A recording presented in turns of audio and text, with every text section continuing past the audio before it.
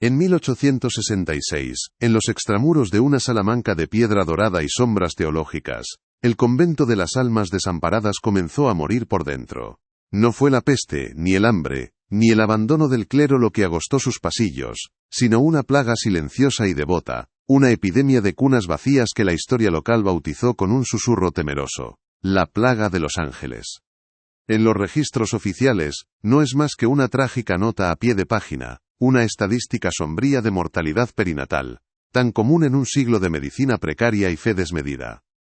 Pero la verdad, sepultada bajo capas de tierra consagrada y silencio impuesto, era una herejía tan profunda que su eco aún resuena en los muros carcomidos de aquel lugar, una aberración nacida no de la maldad, sino de una piedad llevada hasta el borde mismo de la locura.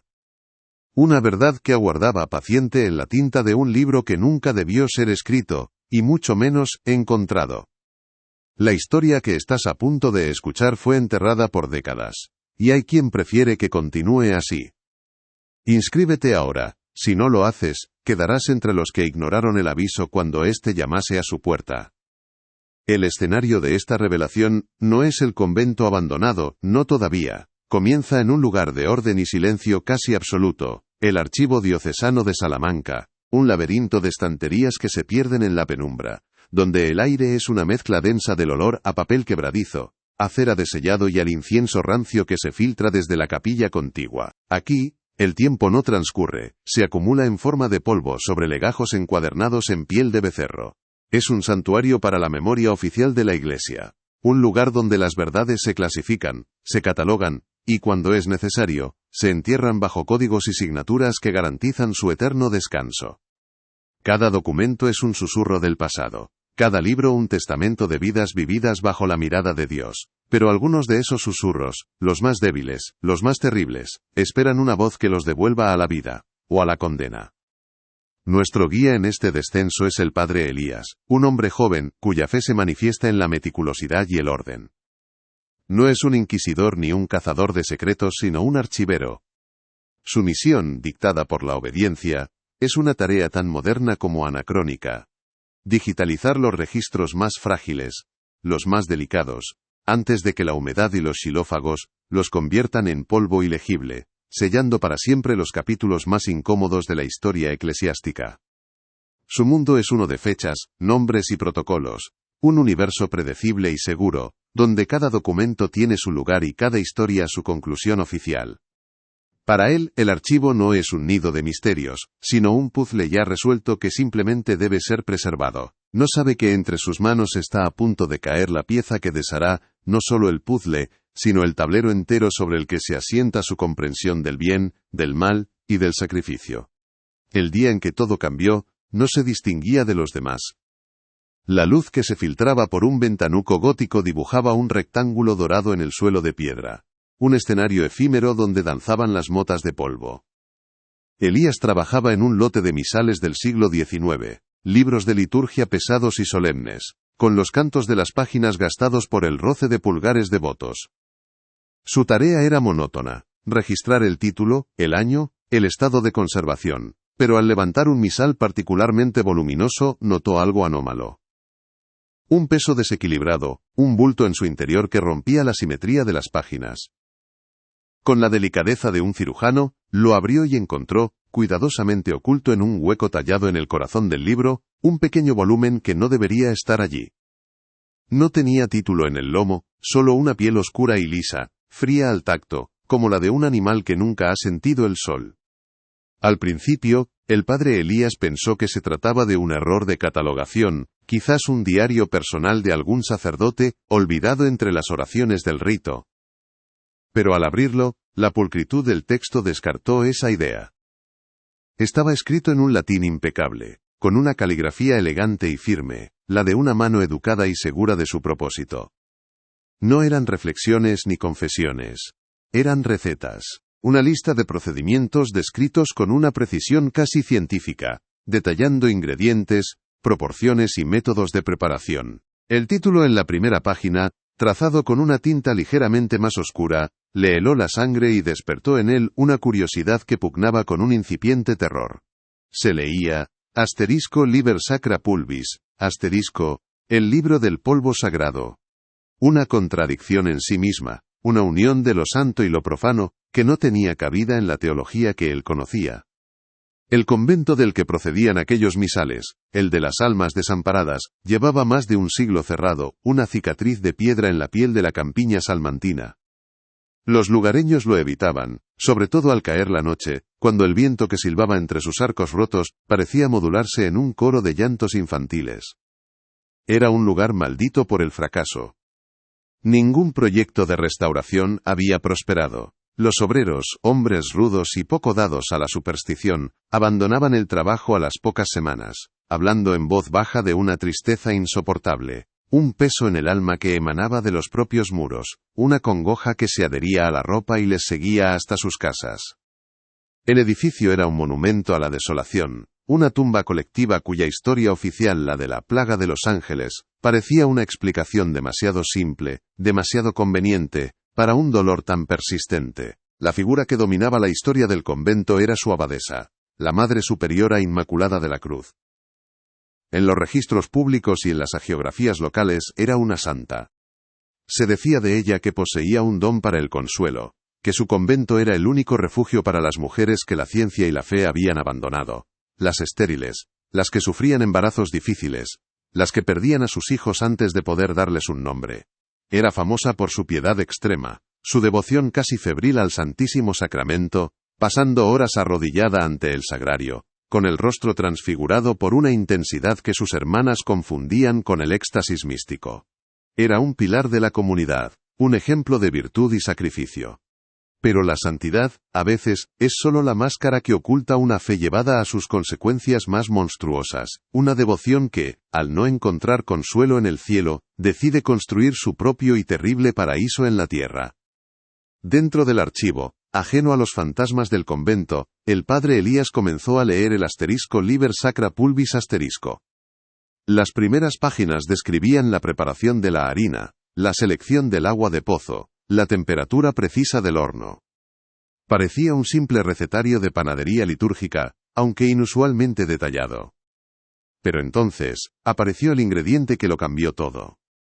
No tenía un nombre común sino una denominación en latín que evocaba una pureza absoluta y terrible. Asterisco pulvis innocentium asterisco, el polvo de los inocentes. La receta especificaba las proporciones con una frialdad escalofriante.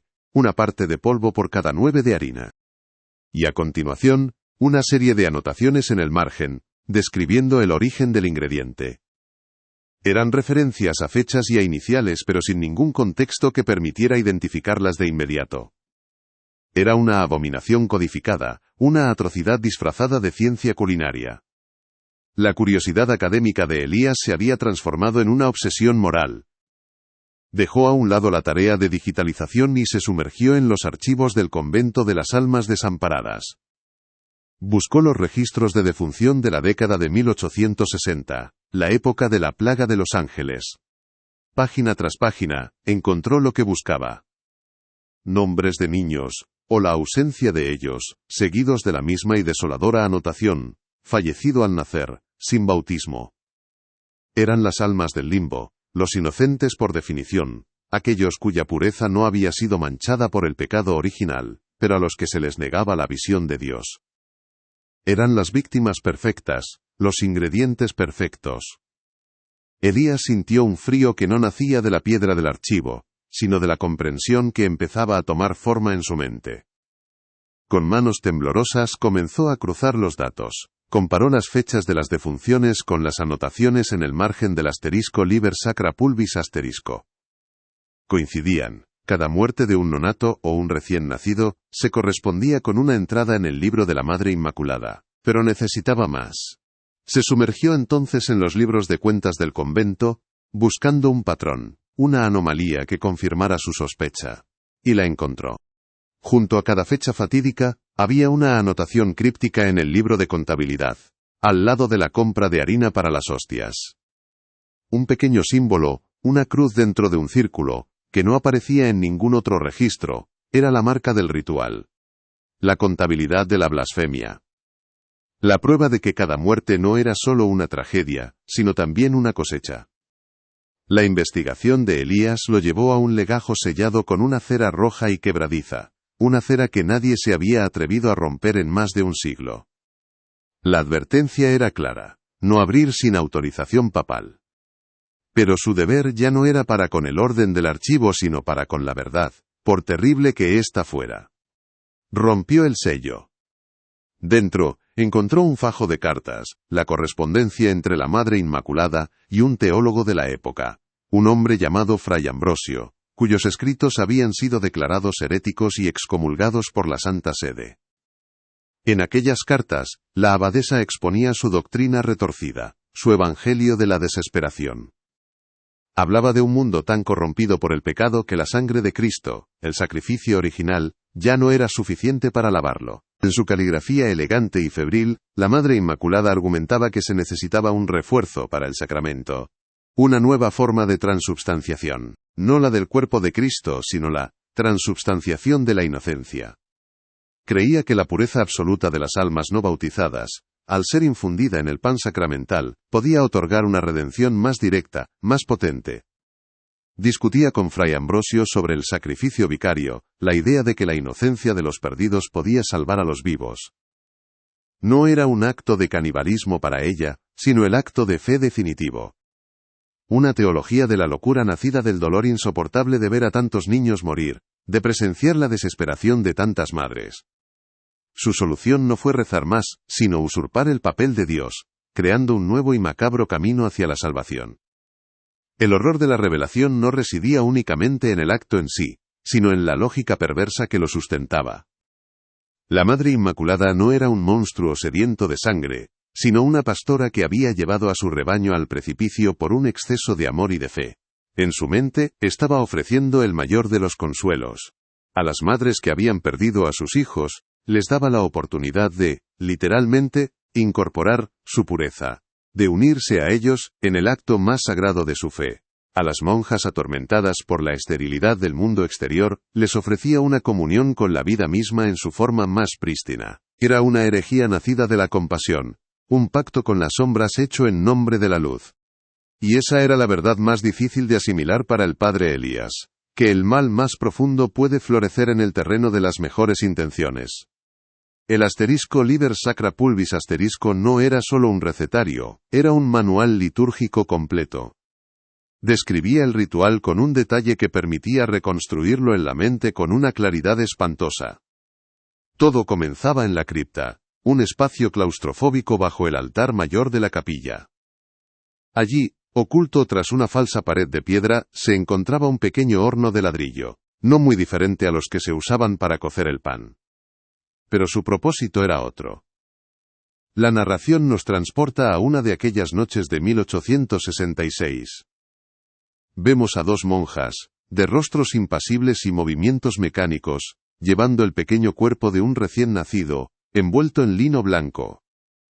No hay lágrimas, no hay ceremonia fúnebre, solo la determinación silenciosa de quienes creen estar cumpliendo una voluntad superior.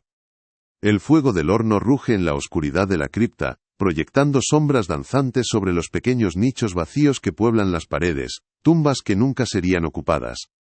El aire se vuelve denso, cargado con un olor que es a la vez sagrado y profano, el olor a incienso mezclado con el de la carne consumiéndose.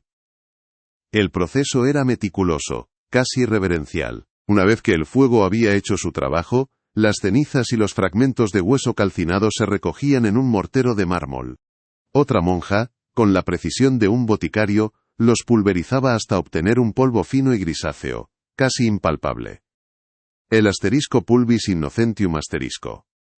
El ingrediente secreto, la esencia de un alma que nunca llegó a ser, convertida en materia prima para un milagro prohibido.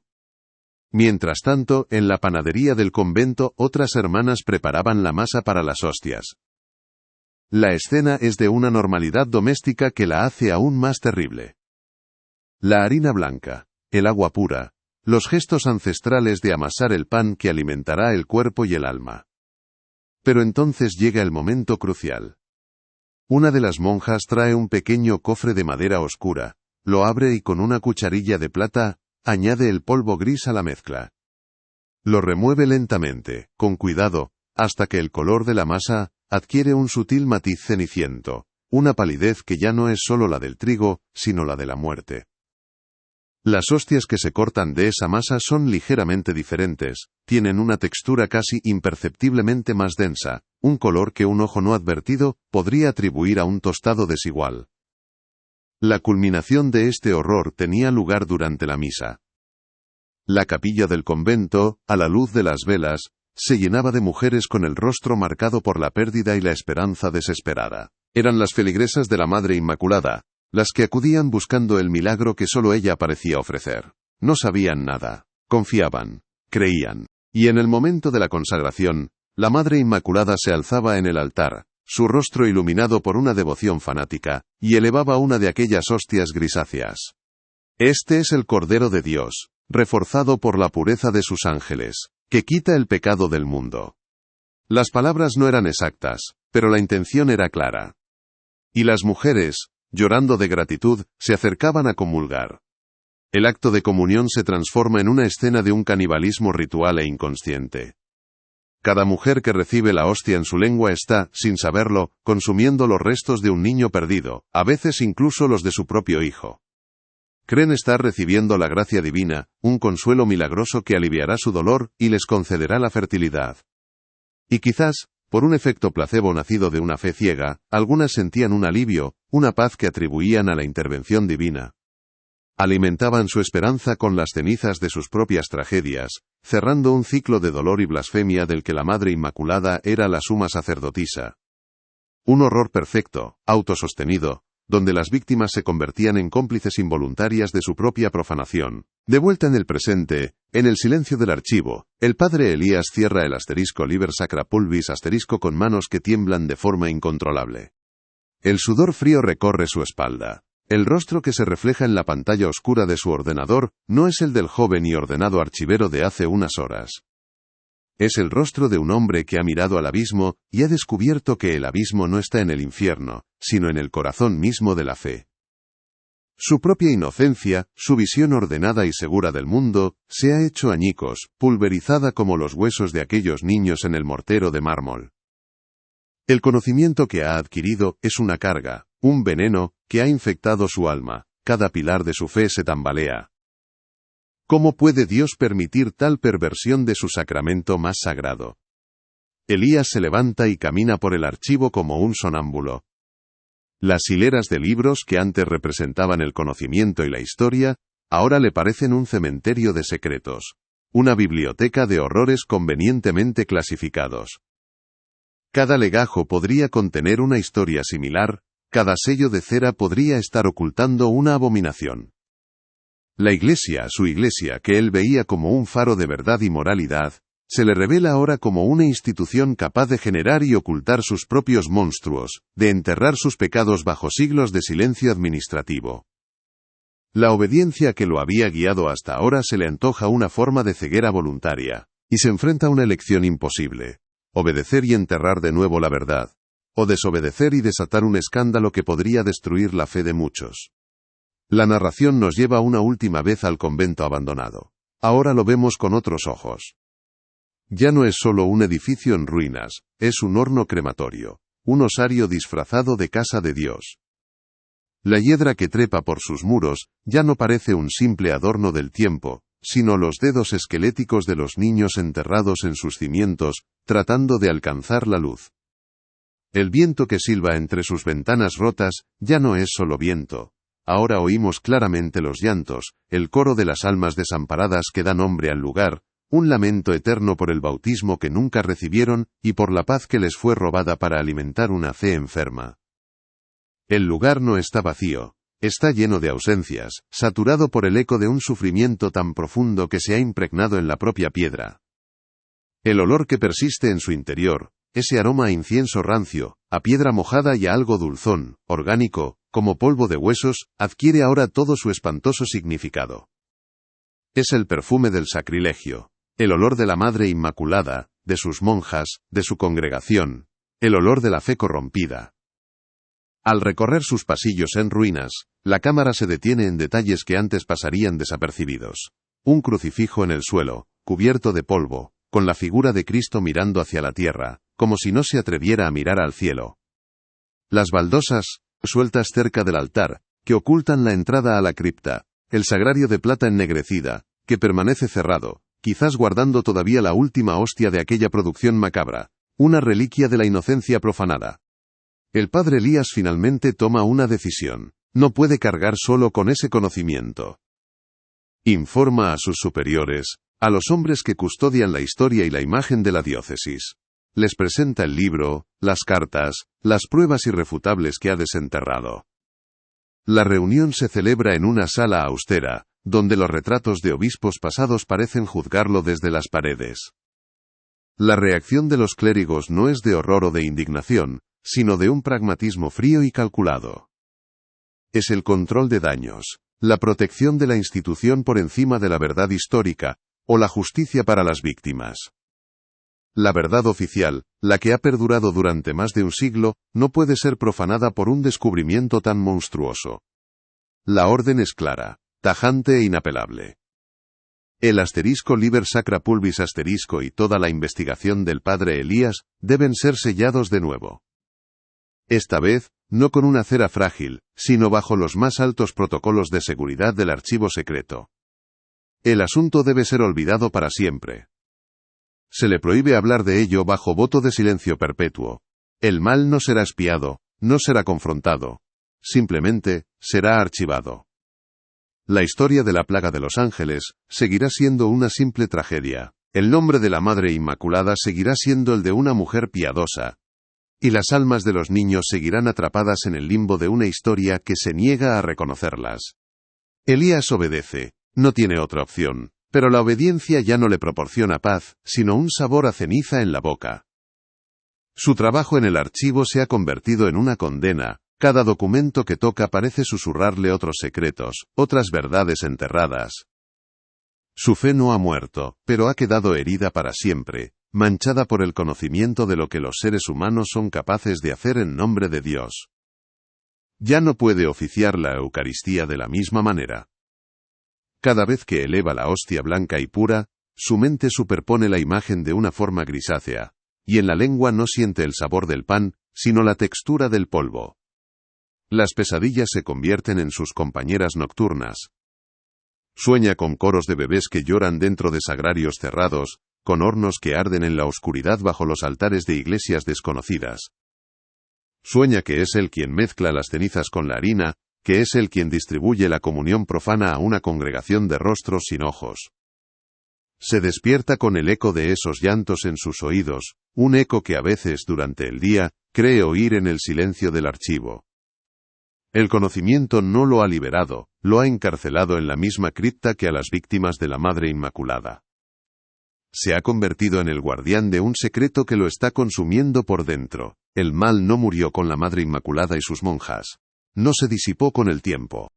Se solidificó en los muros del convento, se filtró en la tierra sobre la que se asienta, se enquistó en el silencio impuesto por la Iglesia. El convento sigue en pie, un monumento mudo a un horror impensable, una advertencia que nadie sabe leer. Los lugareños siguen santiguándose al pasar, las abuelas siguen prohibiendo a los niños jugar cerca, diciendo que los angelitos perdidos buscan compañía. No conocen la verdad literal de sus palabras. El folclore, a veces, es solo la memoria atrofiada de un horror demasiado grande para ser recordado en su totalidad. Si esta revelación te ha helado la sangre, escribe alerta en los comentarios y deja tu like. No seas aquel que cierra los ojos. Las señales existen antes de que el peligro llegue. La historia de la Madre Inmaculada nos obliga a confrontar una pregunta incómoda sobre la naturaleza de la fe. ¿Dónde está la línea que separa la devoción del fanatismo, el sacrificio de la atrocidad? Ella no actuó por odio, sino por un amor distorsionado, por una desesperación que la llevó a creer que podía mejorar la obra de Dios. Su pecado no fue la falta de fe, sino un exceso de ella, una arrogancia teológica, que la convenció de que tenía el derecho de redefinir lo sagrado. Es un recordatorio de que los monstruos más peligrosos no son siempre los que rechazan a Dios, sino, a veces, los que creen amarlo demasiado. El legado de este horror no es solo histórico, es psicológico y espiritual. Resuena en la crisis de fe del padre Elías, un hombre condenado a vivir con una verdad que no puede compartir. Resuena en el convento abandonado, un lugar cuya atmósfera de tristeza es la manifestación física de un trauma no resuelto. Y resuena en las víctimas, los niños sin nombre, cuyo único monumento es un libro blasfemo encerrado en un archivo y una leyenda susurrada por el viento. Su tragedia no fue solo morir, sino que su misma esencia fuera profanada, utilizada como un ingrediente en un ritual de salvación que solo sirvió para condenar a sus perpetradores. El polvo de los inocentes. La frase se queda grabada en la mente, una metáfora de todas las víctimas olvidadas de la historia, de todos aquellos cuya pureza fue sacrificada en el altar de las ideologías, las religiones o las desesperaciones ajenas. El convento de las almas desamparadas es solo un caso, un ejemplo extremo, pero su historia nos advierte sobre el peligro de los secretos que las instituciones entierran en nombre de su propia preservación. Porque la verdad, por mucho que se la archive y se la selle, nunca desaparece del todo. Siempre encuentra una grieta por la que filtrarse, un archivero curioso, un libro olvidado. La historia del padre Elías no termina con la clausura del caso. Su vida queda marcada para siempre. Continúa su trabajo, sí, pero ahora es un carcelero. Cada día, pasa junto al estante donde sabe que descansa el asterisco Liber Sacra Pulvis asterisco, sintiendo su presencia como una tumba radiactiva en el corazón del archivo. A veces, en la soledad de la noche, se siente tentado de quemarlo, de destruir la prueba física de aquella abominación. Pero sabe que sería inútil. El horror no está en el libro, sino en el conocimiento de que aquello sucedió. Y ese conocimiento ya está dentro de él, imborrable. El convento, por su parte, sigue esperando. Quizás espera a que la piedra se desmorone por completo, llevándose su secreto al polvo. O quizás espera a que alguien, algún día, tenga el valor de entrar en su capilla, forzar el sagrario ennegrecido y ver qué hay dentro. Quizás no haya nada. O quizás, solo quizás, haya una última hostia grisácea, perfectamente conservada por la frialdad del lugar, una cápsula de tiempo que contiene la esencia de un alma perdida, esperando a un comulgante desprevenido. El mal, a veces, no necesita ser activo.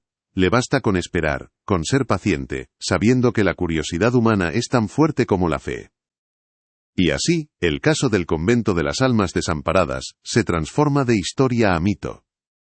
Una leyenda oscura que advierte sobre los peligros de una fe sin límites y de un dolor sin consuelo. Es un eco que nos recuerda que debajo de la superficie de la historia oficial, de las biografías de santos y de los anales de las instituciones, yace un subsuelo de verdades incómodas, de rituales olvidados y de crímenes cometidos en nombre del bien. Verdades que, como el asterisco Pulvis innocentium asterisco, pueden parecer insignificantes, meras motas de polvo en el gran tapiz del tiempo, pero que tienen el poder de contaminarlo todo. La pregunta final, la que se clava en la mente y se niega a marcharse, no es sobre el pasado, sino sobre el presente. ¿Cuántos otros asterisco Liber Sacra Pulvis asterisco duermen en los archivos del mundo, esperando al archivero equivocado? ¿Cuántos otros conventos, orfanatos o instituciones guardan secretos protegidos por el silencio y el paso de los años? La historia de la Madre Inmaculada no es una anomalía aislada.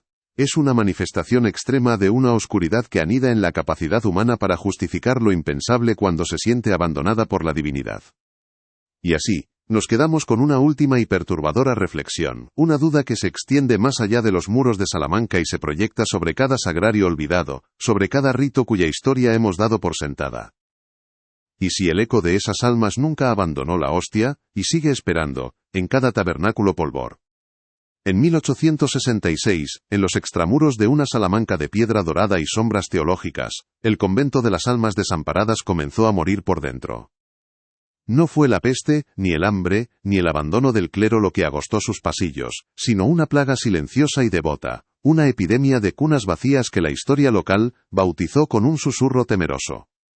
La plaga de los ángeles, en los registros oficiales, no es más que una trágica nota a pie de página, una estadística sombría de mortalidad perinatal, tan común en un siglo de medicina precaria y fe desmedida. Pero la verdad, sepultada bajo capas de tierra consagrada y silencio impuesto, era una herejía tan profunda que su eco aún resuena en los muros carcomidos de aquel lugar, una aberración nacida no de la maldad, sino de una piedad llevada hasta el borde mismo de la locura. Una verdad que aguardaba paciente, en la tinta de un libro que nunca debió ser escrito, y mucho menos, encontrado. La historia que estás a punto de escuchar fue enterrada por décadas, y hay quien prefiere que continúe así. Inscríbete ahora. Si no lo haces, quedarás entre los que ignoraron el aviso cuando éste llamase a su puerta. El escenario de esta revelación no es el convento abandonado, no todavía. Comienza en un lugar de orden y silencio casi absoluto, el Archivo Diocesano de Salamanca. Un laberinto de estanterías que se pierden en la penumbra, donde el aire es una mezcla densa del olor a papel quebradizo, a cera de sellado y al incienso rancio que se filtra desde la capilla contigua. Aquí, el tiempo no transcurre, se acumula en forma de polvo sobre legajos encuadernados en piel de becerro, cada mota una partícula de un ayer que se niega a desaparecer por completo. Es un santuario para la memoria oficial de la Iglesia, un lugar donde las verdades se clasifican, se catalogan, y cuando es necesario, se entierran bajo códigos y signaturas que garantizan su eterno descanso. Cada documento es un susurro del pasado, cada libro un testamento de vidas vividas bajo la mirada de Dios, pero algunos de esos susurros, los más débiles, los más terribles, esperan una voz que los devuelva a la vida, o a la condena. Nuestro guía en este descenso es el padre Elías, un hombre joven cuya fe se manifiesta en la meticulosidad y el orden. No es un inquisidor ni un cazador de secretos, sino un archivero. Su misión, dictada por la obediencia, es una tarea tan moderna como anacrónica. Digitalizar los registros más frágiles, los más delicados, antes de que la humedad y los xilófagos los conviertan en polvo ilegible, sellando para siempre los capítulos más incómodos de la historia eclesiástica. Su mundo es uno de fechas, nombres y protocolos, un universo predecible y seguro donde cada documento tiene su lugar y cada historia su conclusión oficial, pulcra y sancionada por la autoridad. Para él, el archivo no es un nido de misterios, sino un puzzle ya resuelto que simplemente debe ser preservado con la reverencia de un monje copista. No sabe que entre sus manos, cubiertas por finos guantes de algodón, está a punto de caer la pieza que deshará no solo el puzzle, sino el tablero entero sobre el que se asienta su comprensión del bien, del mal, y del sacrificio. El día en que todo cambió no se distinguía de los demás. La luz que se filtraba por un ventanuco gótico, dibujaba un rectángulo dorado en el suelo de piedra, un escenario efímero donde danzaban las motas de polvo como almas en suspensión. Elías trabajaba en un lote de misales del siglo XIX, libros de liturgia pesados y solemnes, con los cantos de las páginas gastados por el roce de pulgares devotos a lo largo de décadas de misas. Su tarea era monótona, registrar el título, el año, el estado de conservación. Pero al levantar un misal particularmente voluminoso, encuadernado en una piel de un marrón casi negro, notó algo anómalo. Un peso desequilibrado, un bulto en su interior que rompía la simetría de las páginas, una imperfección en un objeto diseñado para la perfección del rito. Con la delicadeza de un cirujano que explora un cuerpo en busca de una enfermedad oculta, lo abrió y encontró, cuidadosamente oculto en un hueco tallado en el corazón del libro, un pequeño volumen que no debería estar allí. No tenía título en el lomo, solo una piel oscura y lisa, fría al tacto, como la de un animal que nunca ha sentido el sol. Al principio, el padre Elías pensó que se trataba de un error de catalogación, quizás un diario personal de algún sacerdote, un devocionario privado olvidado entre las oraciones del rito, algo humano y comprensible.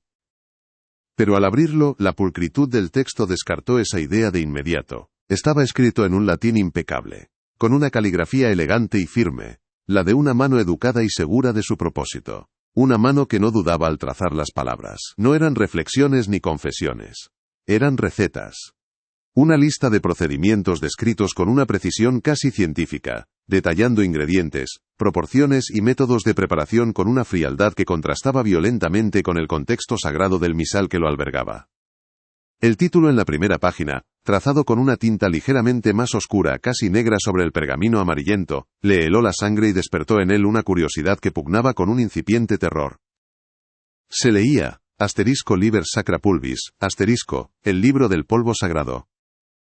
Una contradicción en sí misma, una unión de lo santo y lo profano que no tenía cabida en la teología que él conocía. Una blasfemia susurrada desde el corazón de un libro de oraciones. El convento del que procedían aquellos misales, el de las almas desamparadas, llevaba más de un siglo cerrado, una cicatriz de piedra en la piel de la campiña salmantina. Los lugareños lo evitaban, sobre todo al caer la noche, cuando el viento que silbaba entre sus arcos rotos parecía modularse en un coro de llantos infantiles, un sonido que la razón atribuía a las corrientes de aire, pero que el corazón interpretaba como un lamento eterno. Era un lugar maldito por el fracaso. Ningún proyecto de restauración había prosperado. Los obreros, hombres rudos y poco dados a la superstición, abandonaban el trabajo a las pocas semanas, hablando en voz baja de una tristeza insoportable. Un peso en el alma que emanaba de los propios muros, una congoja que se adhería a la ropa y les seguía hasta sus casas como un miasma invisible. El edificio era un monumento a la desolación, una tumba colectiva cuya historia oficial, la de la plaga de Los Ángeles, parecía una explicación demasiado simple, demasiado conveniente, para un dolor tan persistente, tan anclado a la cal y la piedra. La figura que dominaba la historia del convento era su abadesa, la Madre Superiora Inmaculada de la Cruz. En los registros públicos y en las hagiografías locales, era una santa. Se decía de ella que poseía un don para el consuelo, que su convento era el único refugio para las mujeres que la ciencia y la fe habían abandonado, las estériles, las que sufrían embarazos difíciles, las que perdían a sus hijos antes de poder darles un nombre. Era famosa por su piedad extrema, su devoción casi febril al Santísimo Sacramento, pasando horas arrodillada ante el sagrario, con el rostro transfigurado por una intensidad que sus hermanas confundían con el éxtasis místico. Era un pilar de la comunidad, un ejemplo de virtud y sacrificio, pero la santidad, a veces, es solo la máscara que oculta una fe llevada a sus consecuencias más monstruosas, una devoción que, al no encontrar consuelo en el cielo, decide construir su propio y terrible paraíso en la tierra, con los materiales más profanos que se puedan concebir. Dentro del archivo, ajeno a los fantasmas del convento, el padre Elías comenzó a leer el asterisco Liber Sacra Pulvis asterisco.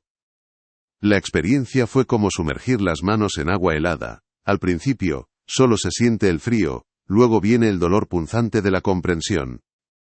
Las primeras páginas describían la preparación de la harina, la selección del agua de pozo, que debía ser recogida antes del amanecer, cuando el rocío aún guarda la memoria del cielo, la temperatura precisa del horno, alimentado con madera de olivo por su simbolismo de paz. Parecía un simple recetario de panadería litúrgica, aunque inusualmente detallado, casi obsesivo en su búsqueda de una pureza ritual. Elías casi podía oler la harina cruda, sentir la rugosidad de la masa bajo los dedos, escuchar el crepitar de la leña. Era una liturgia de lo mundano, una santificación de los gestos cotidianos que precedían al milagro de la Eucaristía, y por un momento, se sintió reconfortado por esa devoción tan tangible. Pero entonces, en la página 7, apareció el ingrediente que lo cambió todo, la palabra que fracturó la realidad del archivero y lo arrojó a un abismo de incredulidad. No tenía un nombre común, sino una denominación en latín que evocaba una pureza absoluta y terrible. Asterisco pulvis innocentium asterisco. El polvo de los inocentes. La receta especificaba las proporciones con una frialdad escalofriante, una precisión de boticario del infierno. Una parte de polvo por cada 9 de harina de trigo candeal. Y a continuación, una serie de anotaciones en el margen, describiendo el origen del ingrediente. Eran referencias a fechas y a iniciales, pero sin ningún contexto que permitiera identificarlas de inmediato. Elías releyó la frase una y otra vez, esperando que fuera un error de traducción, una metáfora teológica que no lograba comprender. Pero la claridad del texto era brutal, inequívoca. Era una abominación codificada, una atrocidad disfrazada de ciencia culinaria y devoción extrema. La curiosidad académica de Elías se había transformado en una obsesión moral, en un deber ineludible hacia las almas atrapadas en aquellas páginas. Dejó a un lado la tarea de digitalización, que ahora le parecía una frivolidad, un intento vano de ordenar un mundo que acababa de revelársele como fundamentalmente caótico y perverso. Se sumergió en los archivos del convento de las almas desamparadas, buscando los registros de defunción de la década de 1860, la época de la plaga de Los Ángeles. El legajo olía a humedad y a un olvido deliberado. Página tras página, escritas con una caligrafía temblorosa de algún capellán de la época, encontró lo que buscaba, lo que temía encontrar, nombres de niños, o la ausencia de ellos, seguidos de la misma y desoladora anotación. fallecido al nacer, sin bautismo.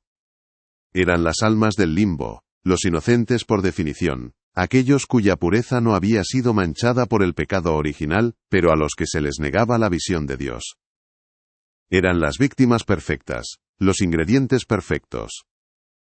Elías sintió un frío que no nacía de la piedra del archivo, sino de la comprensión que empezaba a tomar forma en su mente, una verdad tan monstruosa que su propia fe se resistía a aceptarla. Con manos temblorosas, que hacían crujir el papel antiguo, comenzó a cruzar los datos. Colocó el asterisco Liber Sacra Pulvis asterisco a un lado y el registro de defunciones al otro, bajo la luz amarillenta de la lámpara de su escritorio, creando un pequeño escenario de horror documental. Comparó las fechas de las defunciones con las anotaciones en el margen del libro de la Madre Inmaculada. Coincidían. Cada muerte de un nonato o un recién nacido se correspondía con una entrada en el recetario blasfemo. La inicial RM junto a la fecha del 12 de abril de 1866 en el libro, coincidía con la muerte del hijo nonato de Rosa Morales. La conexión era innegable, un patrón matemático que trazaba un mapa directo desde la cuna hasta el horno. Pero necesitaba más. La razón, su razón de hombre del siglo XXI, se negaba a aceptar una conclusión tan atroz, basándose solo en una coincidencia de fechas. Se sumergió entonces en los libros de cuentas del convento, buscando un patrón, una anomalía que confirmara su sospecha en el lenguaje frío y objetivo de los números. Y la encontró. En los libros de contabilidad, documentos de una meticulosidad casi fanática, descubrió la pieza que faltaba. Junto a cada fecha fatídica, había una anotación críptica en el libro de contabilidad, al lado de la compra de harina para las hostias, un gasto recurrente y ordinario. Un pequeño símbolo, una cruz dentro de un círculo, dibujado con la misma tinta que el resto de las entradas, pero que no aparecía en ningún otro registro, en ninguna otra compra. Era la marca del ritual, el sello de la cosecha, la contabilidad de la blasfemia. Para un ojo no advertido, no sería más que una peculiaridad del contable, pero para Elías, con el contexto del asterisco Liber asterisco fresco en su memoria, era la prueba irrefutable. La prueba de que cada muerte no era solo una tragedia registrada en un libro de difuntos, sino también una transacción, una adquisición de materia prima para el sacramento más oscuro que jamás hubiera podido imaginar. El convento no solo albergaba almas, las procesaba. La investigación de Elías lo llevó a un legajo que parecía irradiar una oscuridad propia, sellado con una cera roja y quebradiza, una cera que nadie se había atrevido a romper en más de un siglo. La advertencia en latín era clara, grabada en la propia cera por un sello episcopal, asterisco, non aperiatur sine licentia summi pontificis, asterisco. No abrir sin autorización papal. El corazón le latía con fuerza en el pecho. La obediencia, el pilar de su vida consagrada, le gritaba que se detuviera, que devolviera el legajo a su estante y olvidara lo que había visto. Pero su deber ya no era para con el orden del archivo, sino para con la verdad, por terrible que ésta fuera. Sentía que las almas de aquellos niños le observaban desde las sombras del archivo, esperando. Con un gesto que le pareció a la vez un sacrilegio y un acto de justicia, rompió el sello. El pequeño chasquido de la cera al partirse resonó en el silencio como un grito ahogado. Dentro, protegido por un papel de seda amarillento, encontró un fajo de cartas, la correspondencia entre la Madre Inmaculada y un teólogo de la época, un hombre llamado Fray Ambrosio de la Peña, cuyos escritos habían sido declarados heréticos y excomulgados póstumamente por la Santa Sede. El aire que se liberó al abrir el fajo olía a lavanda seca y a algo más, un aroma acre, el olor de una idea peligrosa. En aquellas cartas, escritas con una caligrafía elegante y febril, la abadesa exponía su doctrina retorcida, su evangelio de la desesperación. Hablaba de un mundo tan corrompido por el pecado, una humanidad tan alejada de la gracia, que la sangre de Cristo, el sacrificio original, ya no era suficiente para lavarlo. Argumentaba que el sacramento de la Eucaristía se había debilitado con el tiempo, que se había convertido en un ritual vacío para una fe tibia. En su prosa apasionada y delirante, la Madre Inmaculada argumentaba que se necesitaba un refuerzo para el sacramento. Una nueva forma de transubstanciación, más potente, más directa, no la del cuerpo de Cristo sino lo que ella llamaba la transubstanciación de la inocencia. Creía que la pureza absoluta de las almas no bautizadas, al ser infundida en el pan sacramental, podía otorgar una redención más directa, más palpable, a los pecadores. Discutía con Fray Ambrosio sobre el sacrificio vicario, la idea de que la inocencia de los perdidos podía literalmente salvar a los vivos. Para ella no era un acto de canibalismo sino el acto de fe definitivo, una ofrenda que superaba incluso el martirio. Era una teología de la locura nacida del dolor insoportable, de ver a tantos niños morir, de presenciar la desesperación de tantas madres. Su solución no fue rezar más, sino usurpar el papel de Dios, creando un nuevo y macabro camino hacia la salvación. El horror de la revelación no residía únicamente en el acto físico, sino en la lógica perversa y piadosa que lo sustentaba. La Madre Inmaculada no emergía de aquellas cartas como un monstruo sediento de sangre, sino como una pastora que había llevado a su rebaño al precipicio por un exceso de amor y de fe. En su mente, estaba ofreciendo el mayor de los consuelos. A las madres que habían perdido a sus hijos les daba la oportunidad de, literalmente, incorporar su pureza, de unirse a ellos en el acto más sagrado de su fe, garantizando así la salvación de ambos. A las monjas atormentadas por la esterilidad del mundo exterior, les ofrecía una comunión con la vida misma en su forma más prístina. Era una herejía nacida de la compasión, un pacto con las sombras hecho en nombre de la luz. Y esa era la verdad más difícil de asimilar para el padre Elías. Que el mal más profundo puede florecer en el terreno de las mejores intenciones, regado con las lágrimas de una piedad sincera pero extraviada. Si esta revelación te ha helado la sangre, escribe alerta en los comentarios y deja tu like. No seas aquel que cierra los ojos. Las señales existen antes de que el peligro llegue. El asterisco Liber Sacra Pulvis asterisco no era solo un recetario, era un manual litúrgico completo, una Biblia oscura que reescribía el sacramento más sagrado del cristianismo. Describía el ritual con un detalle que permitía reconstruirlo en la mente con una claridad espantosa, cinematográfica. Todo comenzaba no en la capilla sino debajo de ella, en la cripta, un espacio claustrofóbico bajo el altar mayor. Un lugar frío y húmedo, donde el aire era pesado y olía a tierra y a velas consumidas. Allí, oculto tras una falsa pared de piedra que se accionaba con un mecanismo ingenioso, se encontraba un pequeño horno de ladrillo, no muy diferente a los que se usaban para cocer el pan, pero su propósito era otro, uno que invertía la simbología del pan de vida. La narración nos transporta a una de aquellas noches de 1866, iluminada solo por la llama vacilante de un candil. Vemos a dos monjas, Sor Angustias y Sor Consuelo, sus nombres una cruel ironía del destino. Sus rostros son impasibles, máscaras de cera moldeadas por la obediencia y la convicción. Se mueven con una eficiencia mecánica, llevando el pequeño cuerpo de un recién nacido, envuelto en lino blanco como si fuera a ser bautizado. No hay lágrimas, no hay ceremonia fúnebre, no hay una sola palabra. Solo la determinación silenciosa de quienes creen estar cumpliendo una voluntad superior, una misión que las eleva por encima de la moralidad común. Descienden las escaleras de piedra de la cripta, sus sombras alargándose y retorciéndose en las paredes como espectros, y se detienen frente a la boca oscura del horno, que ya ha sido preparado y espera, hambriento. El fuego del horno ruge en la oscuridad de la cripta, proyectando destellos anaranjados sobre los pequeños nichos vacíos que pueblan las paredes, tumbas que nunca serían ocupadas. El aire se vuelve denso, cargado con un olor que es a la vez sagrado y profano, el olor a incienso que se filtra desde la capilla de arriba, mezclado con el de la carne consumiéndose, un aroma dulzón y nauseabundo que se adhiere a la garganta. El proceso era meticuloso, casi reverencial. Una vez que el fuego había hecho su trabajo y se había extinguido, las cenizas y los fragmentos de hueso calcinado se recogían con unas pinzas de plata en un mortero de mármol blanco, inmaculado. Otra monja, con la precisión de un boticario, los pulverizaba hasta obtener un polvo fino y grisáceo, casi impalpable. El asterisco pulvis innocentium asterisco. El ingrediente secreto.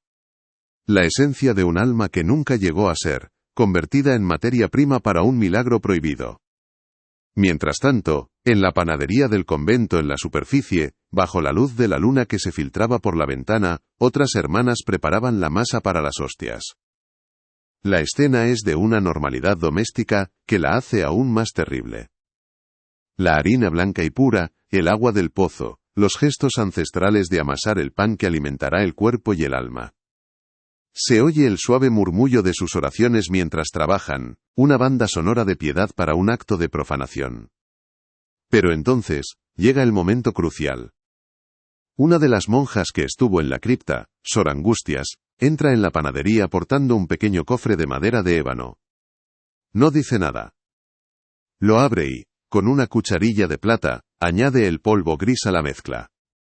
Lo remueve lentamente, con cuidado, hasta que el color de la masa adquiere un sutil matiz ceniciento, una palidez que ya no es solo la del trigo, sino la de la muerte. Las hostias que se cortan de esa masa son ligeramente diferentes, aunque solo un ojo entrenado o advertido podría notarlo. Tienen una textura casi imperceptiblemente más densa, un color que un observador casual podría atribuir a un tostado desigual o a una impureza en la harina. Cada círculo de pan sin levadura es ahora un relicario, un receptáculo que contiene no solo la promesa del cuerpo de Cristo sino también los restos físicos de un niño perdido. Las monjas trabajan en silencio, sus rostros serenos, convencidas de que están participando en un acto de redención sublime. Son las guardianas de un secreto terrible, las artífices de un milagro que la Iglesia consideraría obra del diablo, pero que para ellas es la máxima expresión de su fe y su compasión por un mundo que sufre. La culminación de este horror tenía lugar durante la misa dominical. La capilla del convento, a la luz de las velas y con el aire cargado de incienso para enmascarar cualquier otro olor persistente, se llenaba de mujeres con el rostro marcado por la pérdida y la esperanza desesperada. Eran las feligresas de la Madre Inmaculada, las que acudían de toda la comarca buscando el milagro que solo ella parecía ofrecer. No sabían nada. Confiaban. Creían. Y en el momento de la consagración, la Madre Inmaculada se alzaba en el altar, su rostro iluminado por una devoción fanática, y elevaba una de aquellas hostias grisáceas. Este es el Cordero de Dios, reforzado por la pureza de sus ángeles, que quita el pecado del mundo. Las palabras no eran las exactas de la liturgia, una sutil alteración que nadie cuestionaba, atribuyéndola a su particular fervor. Y las mujeres, llorando de gratitud y anhelo, se acercaban a comulgar. El acto de comunión se transforma, en la mente de Elías y en nuestra visión, en una escena de un canibalismo ritual e inconsciente, de una belleza terrible y perversa. Cada mujer que recibe la hostia en su lengua está, sin saberlo, consumiendo los restos de un niño perdido, a veces incluso los de su propio hijo, cuya muerte la trajo a arrodillarse a los pies de la abadesa. Creen estar recibiendo la gracia divina, un consuelo milagroso que aliviará su dolor, y les concederá la fertilidad. Y quizás por un efecto placebo nacido de una fe ciega, algunas sentían un alivio, una paz que atribuían a la intervención divina. Alimentaban su esperanza con las cenizas de sus propias tragedias, cerrando un ciclo de dolor y blasfemia del que la Madre Inmaculada era la suma sacerdotisa. Un horror perfecto, autosostenido, donde las víctimas se convertían en cómplices involuntarias de su propia profanación. De vuelta en el presente, en el silencio sepulcral del archivo, el padre Elías cierra el asterisco liber sacrapulvis asterisco con manos que tiemblan de forma incontrolable. El sudor frío recorre su espalda, empapando el cuello de su camisa. El rostro que se refleja en la pantalla oscura de su ordenador no es el del joven y ordenado archivero de hace unas horas. Es el rostro de un hombre que ha mirado al abismo y ha descubierto que el abismo no está en el infierno sino en el corazón mismo de la fe, en la capacidad humana de retorcer lo más sagrado hasta convertirlo en una monstruosidad. Su propia inocencia, su visión ordenada y segura del mundo, se ha hecho añicos, pulverizada como los huesos de aquellos niños en el mortero de mármol. El conocimiento que ha adquirido es una carga, un veneno que ha infectado su alma, cada pilar de su fe se tambalea. ¿Cómo puede Dios permitir tal perversión de su sacramento más sagrado? ¿O es que, en su silencio, Dios permite que la humanidad cree sus propios y terribles milagros? Elías se levanta y camina por los pasillos del archivo como un sonámbulo, sus pasos resonando en la piedra. Las hileras de libros que antes representaban el conocimiento, la historia y la continuidad de la fe, ahora le parecen un cementerio de secretos, una biblioteca de horrores convenientemente clasificados y olvidados. Cada legajo podría contener una historia similar, cada sello de cera podría estar ocultando una abominación. La Iglesia, su Iglesia que él veía como un faro de verdad y moralidad, se le revela ahora como una institución capaz de generar y ocultar sus propios monstruos, de enterrar sus pecados bajo siglos de silencio administrativo. La obediencia que lo había guiado hasta ahora se le antoja una forma de ceguera voluntaria, una complicidad pasiva. Y se enfrenta a una elección imposible. Obedecer y enterrar de nuevo la verdad, convirtiéndose en el último eslabón de la conspiración de silencio. O desobedecer y desatar un escándalo que podría destruir la fe de muchos, quizás incluso la suya propia, para siempre. La narración nos lleva una última vez al convento abandonado. Ahora lo vemos con otros ojos. Ya no es solo un edificio en ruinas, es un horno crematorio, un osario disfrazado de casa de Dios. La hiedra que trepa por sus muros, ya no parece un simple adorno del tiempo, sino los dedos esqueléticos de los niños enterrados en sus cimientos, tratando de alcanzar la luz. El viento que silba entre sus ventanas rotas, ya no es solo viento. Ahora oímos claramente los llantos, el coro de las almas desamparadas que da nombre al lugar, un lamento eterno por el bautismo que nunca recibieron, y por la paz que les fue robada para alimentar una fe enferma. El lugar no está vacío. Está lleno de ausencias, saturado por el eco de un sufrimiento tan profundo, que se ha impregnado en la propia piedra, convirtiéndola en un diapasón que vibra con el dolor de hace un siglo.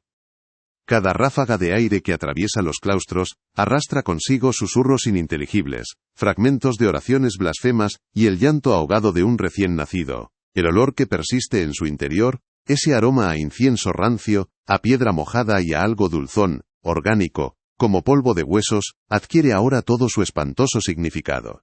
Es el perfume del sacrilegio, el olor de la Madre Inmaculada, de sus monjas de su congregación. El olor de la fe corrompida, una fragancia que el tiempo no ha logrado purgar, y que se aferra a las fosas nasales como un recordatorio tangible de la atrocidad.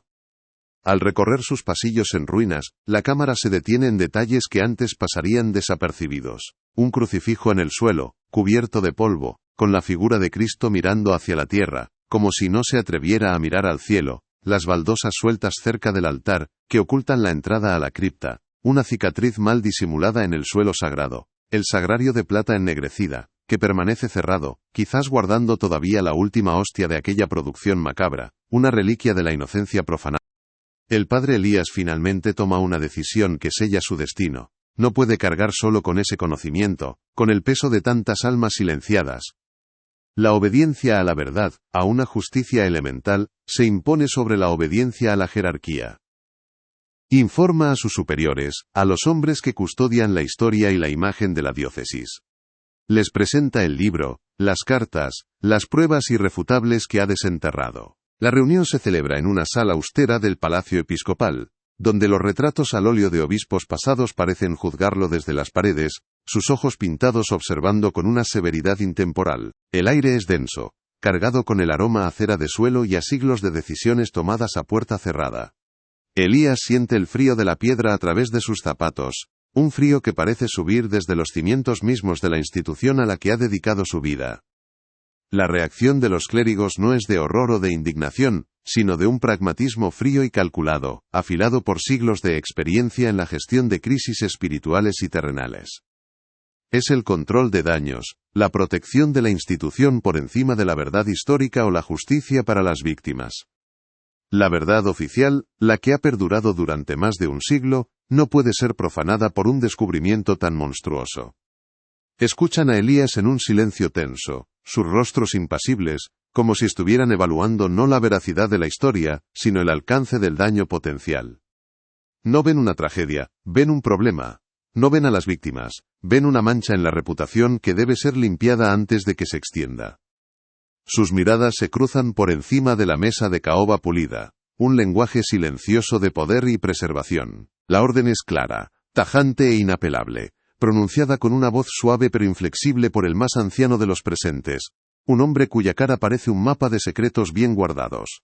El asterisco liber sacra pulvis asterisco, y toda la investigación del padre Elías deben ser sellados de nuevo.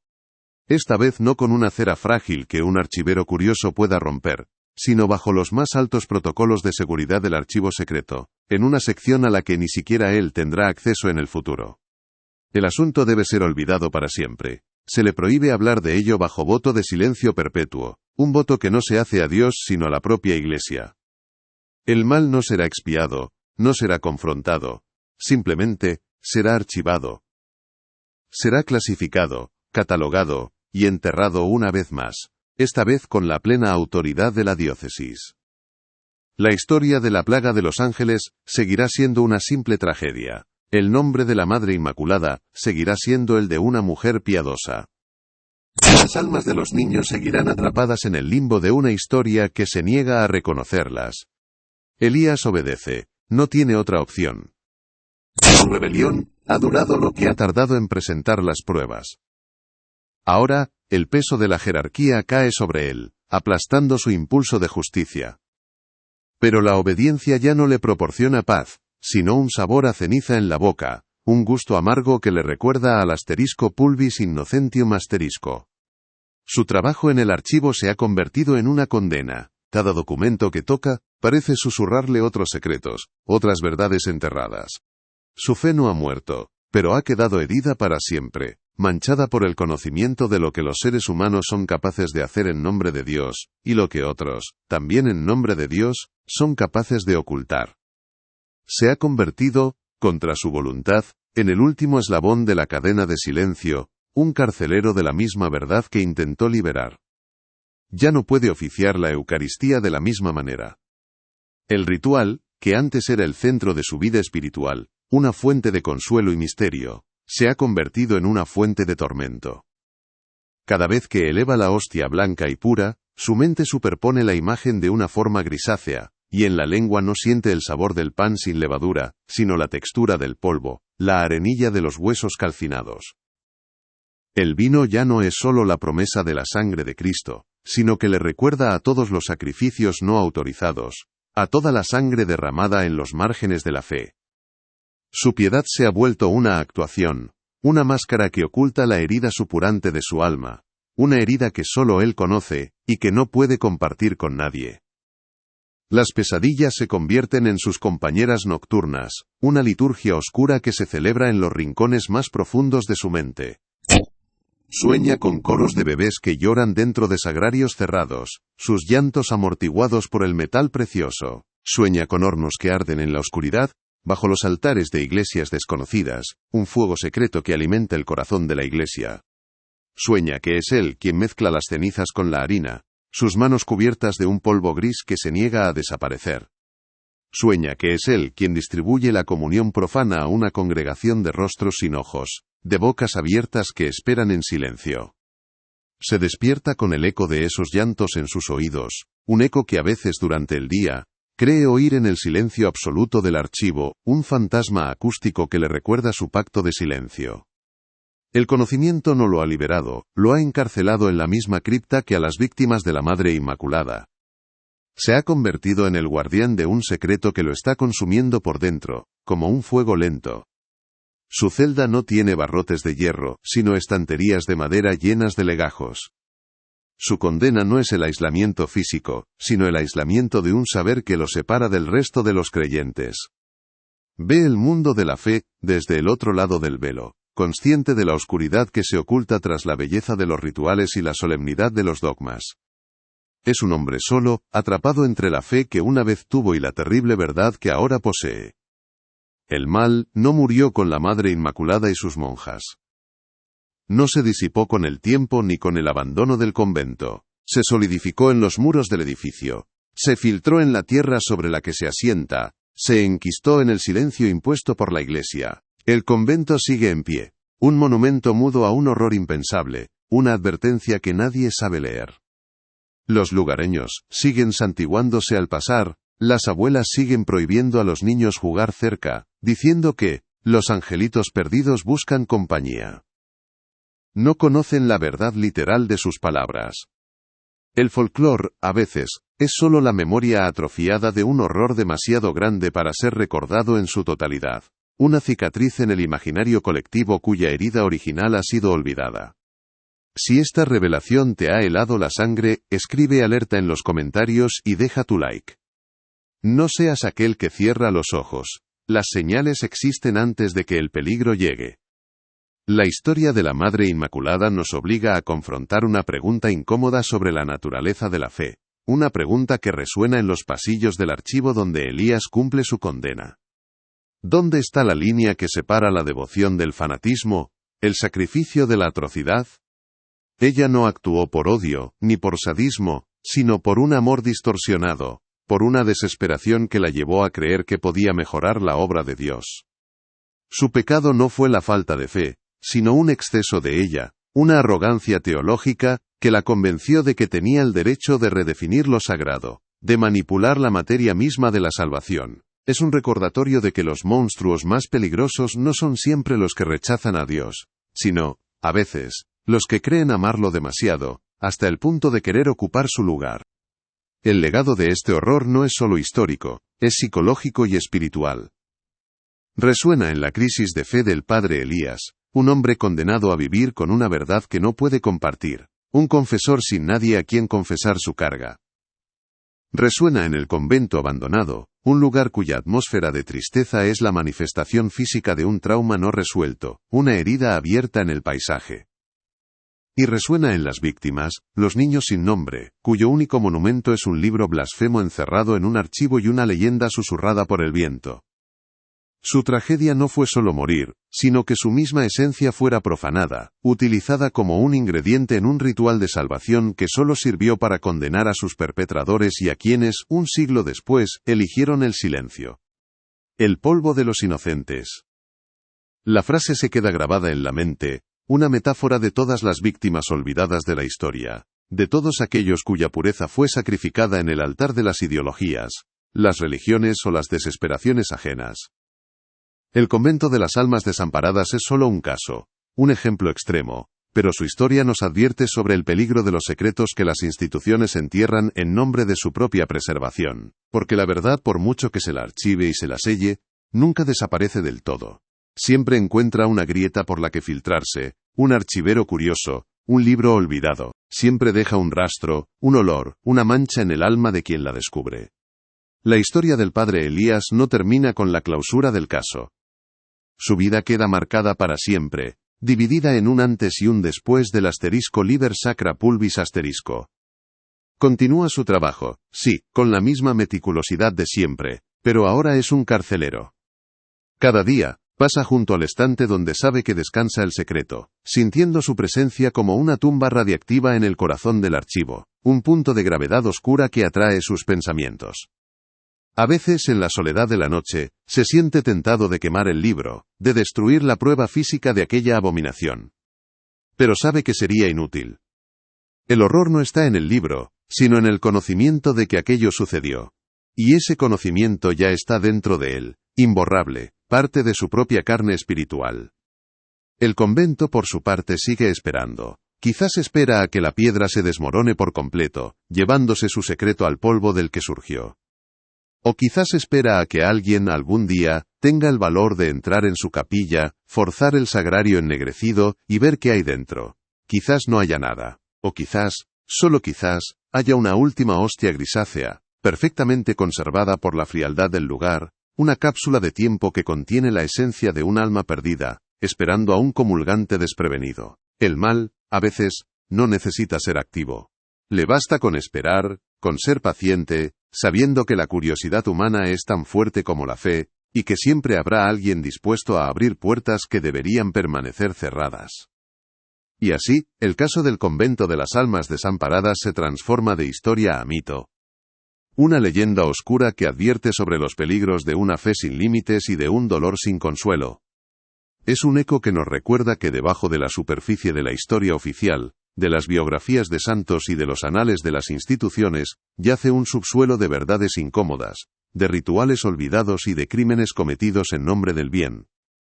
Verdades que, como el asterisco pulvis innocentium asterisco, pueden parecer insignificantes, meras motas de polvo en el gran tapiz del tiempo, pero que tienen el poder de contaminarlo todo, de cambiar el color de la fe y de la historia para siempre. La pregunta final, la que se clava en la mente y se niega a marcharse, no es sobre el pasado, sino sobre el presente. ¿Cuántos otros *liber sacra pulvis* duermen en los archivos del mundo, esperando al archivero equivocado? ¿Cuántos otros conventos, orfanatos o instituciones guardan secretos protegidos por el silencio y el paso de los años? La historia de la Madre Inmaculada no es una anomalía aislada, es una manifestación extrema, de una oscuridad que anida en la capacidad humana, para justificar lo impensable, cuando se siente abandonada por la divinidad o por la esperanza. Es un espejo oscuro que nos devuelve una imagen terrible de lo que puede llegar a ser la piedad cuando se extravía en los laberintos del dolor. Y así, nos quedamos con una última y perturbadora reflexión, una duda que se extiende más allá de los muros de Salamanca, y se proyecta sobre cada sagrario olvidado, sobre cada rito cuya historia hemos dado por sentada. La narración no puede ofrecer consuelo, solo la inquietud de un conocimiento que, una vez adquirido, no puede ser olvidado. El padre Elías lo sabe. Su silencio no es paz, es una tormenta contenida. El archivo ya no es un refugio, es su mausoleo. Y cada día, al cerrar sus puertas, no está simplemente terminando su jornada laboral. Está sellando de nuevo la tumba de los inocentes, renovando su voto de complicidad, y esperando que, algún día, la verdad encuentre otra voz, una más valiente que la suya. El viaje a través de los documentos ha terminado, pero el descenso al corazón de la oscuridad apenas ha comenzado. Lo que el padre Elías descubrió, no fue solo un crimen del pasado, sino una verdad atemporal sobre la fragilidad de la fe y la infinita capacidad del ser humano, para construir infiernos con la intención de alcanzar el cielo. El *liber sacra pulvis* ha sido cerrado, pero su contenido se ha derramado en el alma del archivero, y a través de esta crónica, en la nuestra. El polvo de los inocentes ya no está solo en un libro sellado en Salamanca. Ahora flota en el aire de esta historia, una partícula invisible que respiramos y que nos acompañará mucho después de que las luces se apaguen y el silencio regrese. Elías vuelve a su escritorio. La luz de la lámpara ilumina un nuevo legajo que debe catalogar. La vida sigue, el trabajo continúa, pero algo ha cambiado para siempre. Ya no busca el orden en la historia, ahora busca las grietas, las ausencias, los silencios que gritan más fuerte que las palabras escritas. Se ha convertido, sin quererlo, en un oyente de los muertos, un cronista de lo que nunca debió ser. Su obediencia ahora es una máscara, y su fe, una herida que nunca cerrará. El archivo ha dejado de ser un lugar de respuestas para convertirse en un universo de preguntas terribles. Y él está condenado a vivir en su centro, solo con el eco de un llanto infantil que nadie más puede oír. La cámara se aleja lentamente de Elías, dejándolo solo en la inmensidad del archivo. Se convierte en una figura pequeña, encorvada sobre su trabajo, rodeado por millones de historias selladas. La imagen se funde con una toma exterior del convento de las Almas Desamparadas, bajo un cielo del color del plomo. La lluvia comienza a caer, lavando la piedra, pero hay manchas que ni el tiempo ni el agua pueden limpiar. La historia ha sido contada, pero el secreto, oficialmente, sigue a salvo. Y en esa contradicción reside el verdadero horror, no en el mal que se cometió, sino en el mal que se sigue protegiendo, día tras día, en el silencio de un archivo. La institución ha sobrevivido como siempre lo hace, se ha deshecho de la amenaza, ha contenido la infección de la verdad. Para los superiores de Elías, el caso está cerrado. Pero para nosotros, y para el atormentado archivero, las puertas de la cripta acaban de abrirse, y el frío que emana de ella nos acompañará para siempre. El convento no es solo un lugar en Salamanca, es un estado del alma, un recordatorio de que a veces, el lugar más sagrado puede albergar la más profunda de las oscuridades, y que el silencio de Dios puede ser llenado por las peores invenciones del hombre. El peso del conocimiento es la verdadera penitencia de Elías. Ya no puede rezar por la salvación de su alma, sin pensar en las almas que fueron sacrificadas para una salvación pervertida. Cada acto de fe es ahora un acto de memoria, un recuerdo de la facilidad con la que la devoción puede transformarse en su contrario. El archivo, con su silencio y su polvo, se ha convertido en su desierto personal, el lugar donde se enfrenta a sus demonios, que no son otros que las verdades que ha jurado ocultar. Y en ese silencio, la historia del convento de las Almas Desamparadas, espera, paciente, a que el próximo sello se rompa. Usted ha oído la verdad de hoy. Si no se une a nosotros, esta verdad seguirá rondando a los desprevenidos. Inscríbase, active la campana y comparta, antes de que el próximo secreto le encuentre desprevenido. El viaje a través de los documentos ha terminado, pero el descenso al corazón de la oscuridad apenas ha comenzado. Lo que el padre Elías descubrió no fue solo un crimen del pasado, sino una verdad atemporal sobre la fragilidad de la fe y la infinita capacidad del ser humano para construir infiernos con la intención de alcanzar el cielo. El asterisco Liber Sacra Pulvis asterisco ha sido cerrado, pero su contenido se ha derramado en el alma del archivero, y a través de esta crónica en la nuestra. El polvo de los inocentes ya no está solo en un libro sellado en Salamanca, ahora flota en el aire de esta historia, una partícula invisible que respiramos, y que nos acompañará mucho después de que las luces se apaguen y el silencio regrese. Su existencia, ahora conocida, se convierte en un sacramento inverso para el espectador, una comunión con una verdad que mancha la inocencia de la ignorancia. Elías, en su soledad impuesta, se ha convertido en el primer y único comulgante de esta nueva y terrible Eucaristía del conocimiento. La verdad no lo ha hecho libre, lo ha condenado a una prisión sin muros, cuyas rejas están forjadas con los susurros de los muertos y el peso del silencio de los vivos. Cada crujido del pergamino, cada ráfaga de aire que mueve el polvo de los estantes, es para él un recordatorio de su pacto forzado. Elías vuelve a su escritorio. La luz de la lámpara ilumina un nuevo legajo que debe catalogar, un registro de bautismos del siglo XVIII, lleno de nombres que vivieron y murieron sin mayor trascendencia. La vida sigue, el trabajo continúa, la rueda de la burocracia eclesiástica no se detiene por un horror de hace 100 años. Pero algo ha cambiado para siempre en la forma en que sus ojos ven la tinta, en la manera en que sus dedos sienten la textura del papel. Ya no busca el orden en la historia, ahora busca las grietas, las ausencias, los silencios que gritan más fuerte que las palabras escritas. Se ha convertido sin quererlo, en un oyente de los muertos, un cronista de lo que nunca debió ser. Su obediencia ahora es una máscara, y su fe, una herida que nunca cerrará, una llaga que supura en la oscuridad de su celda monacal. El archivo ha dejado de ser un lugar de respuestas para convertirse en un universo de preguntas terribles, y él está condenado a vivir en su centro, solo con el eco de un llanto infantil que nadie más puede oír, un sonido que se ha convertido en la banda sonora de su alma.